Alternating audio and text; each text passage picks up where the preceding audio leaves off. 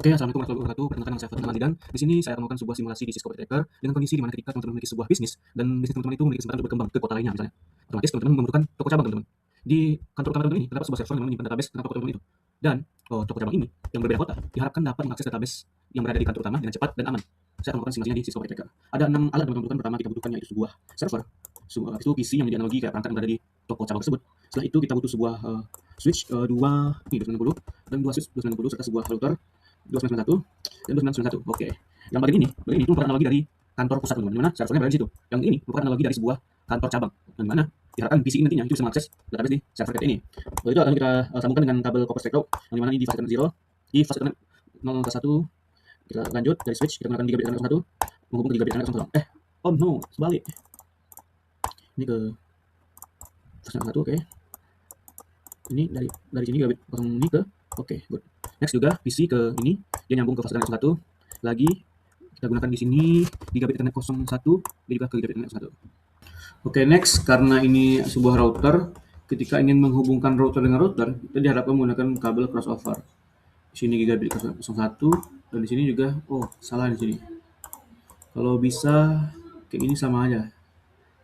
Ini dia tuh menghubungkan ke gigabit 00 dan baru router nih nanti.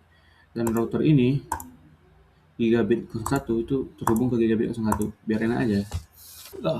Oke, di sini kita masuk ke konfigurasi di kantor pusat terlebih dahulu. Di servernya kita menggunakan di sini ini ada server 0 dan ini adalah PC.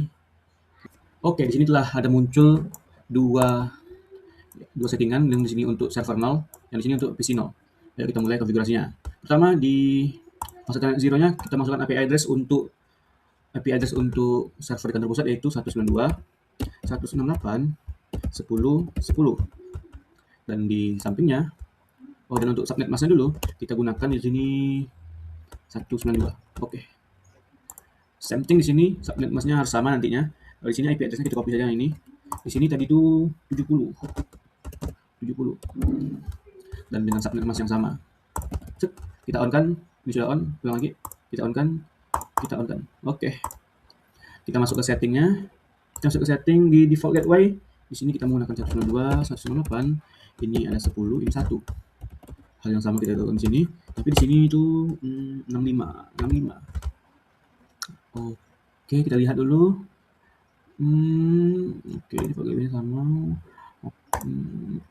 Oke, sip. Dan untuk konfigurasi jaringan di dua tempat ini, di server dan di PC 0 itu sudah done teman-teman. Kita masuk ke konfigurasi di routernya.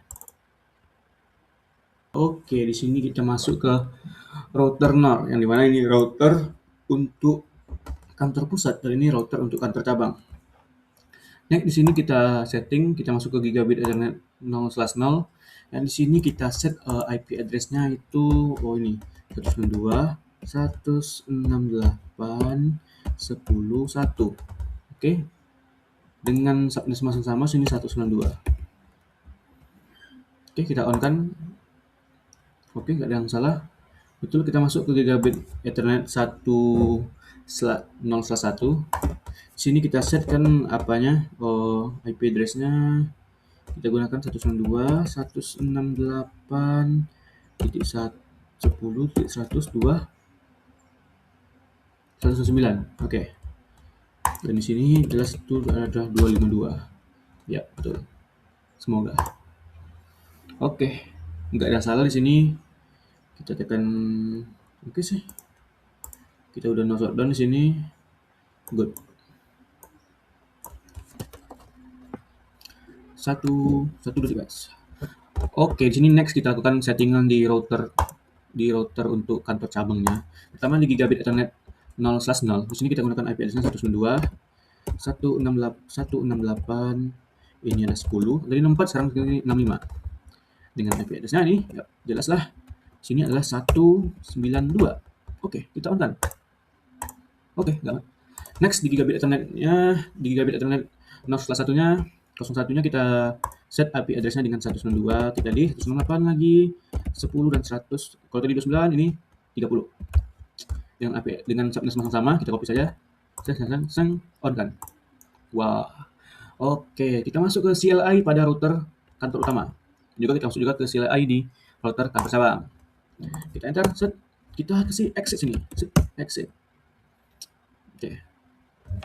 Oke, di sini kita masukkan IP road-nya, kita ketik saja IP road, yang dimana kita telah kita buatkan tadi, kita masukkan 192.168.10.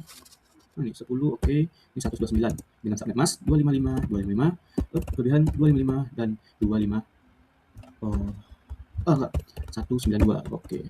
Berikutnya 192, 168, ini 10, ini 130. Coba kita tes dulu. Inconsistent.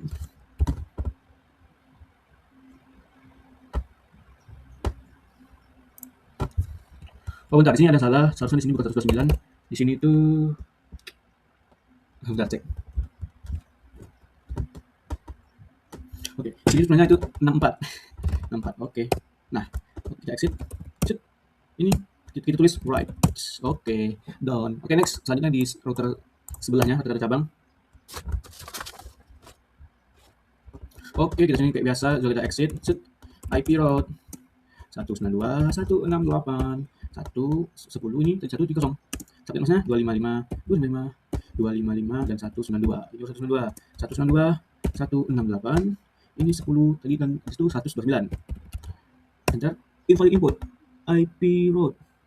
Oh, ini adalah ini. Oh, nih guys, ini bukan 0. Oke, kita exit. Enter, kita tekan right. Right. Set. Oke.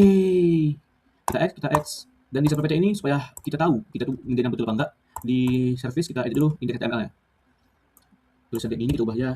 Kamu berhasil mengakses database-nya. Wow. Kita save. Oke. Dan yang paling penting kita ambil dulu ini. Oke, ini IP address-nya. Dan kita X. Dari PC0 coba kita hubungi server tadi. Apakah bisa? Apakah tidak? Masuk ke desktop, ke browser. Coba ya. Di sini di URL kita masukin, set. Kita tekan go. Nah, di sini dapat orang teman-teman semuanya. Tulisan yang kita susun tadi, kamu berhasil mengakses database-nya. Wow.